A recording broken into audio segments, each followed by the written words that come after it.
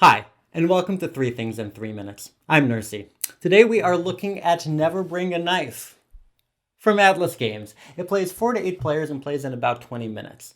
What it's about, Never Bring a Knife is a quick-playing, team-based, hidden role and bluffing party game that feels born from ideas in games like Cash and Guns and Good Cop, Bad Cop. Now, players have just pulled off a heist, but they each have a secret role in 2 teams, criminals and undercover cops.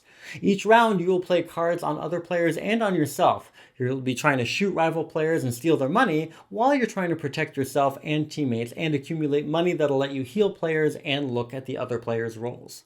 Now, the game ends when one player dies from 3 wounds, and the other team instantly wins.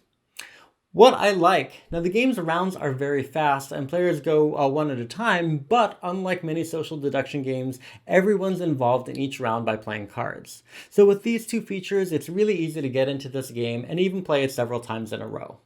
And your teammates can really tip the balance of the game, but doing so is part of the strategy since it transmits information about your allegiance, especially since the first card you play has to be face up and on someone else while everything else is face down. Now, the game also gets you a bit of a head start in the deduction, as you know the identity of the player to your left, and so you have some deduction that you can do from the beginning. And this gets things going more quickly than some other social deduction games where your first few plays are done completely blindly without much information. Now, points to consider. This game can reveal who's who a bit quickly. Now, it's not too hard to spend money to see the other players' roles, and once you've figured a few of them out, you can usually sort out the rest. So the deduction is actually over after a few rounds, and that means that in the later rounds, a lot of it's actually based on luck of the draw and whether you and your teammates have drawn enough guns or armor to either inflict damage or protect yourselves, and that ultimately decides a big share of whether or not you can pull off a victory.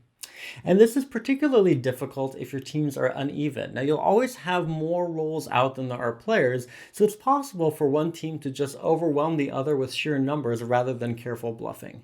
And each player is limited to having 4 cards play on them per turn. So that means if you're finishing your turn towards the end of the round, you may have a few to no options for how to play your cards, which may make you feel like you've lost some of the agency in your strategy. So, in summary, it is a fast-playing, team-based social deduction party game with some quick rounds. Now, the game thankfully jumpstarts some of the deduction, but that means that later in the game, you become more dependent on lucky draws, and being able to help your teammates is helpful strategically, but it also means you can easily overwhelm uneven teams. Thanks so much for watching. Please make sure you like and share this video and subscribe to the channel.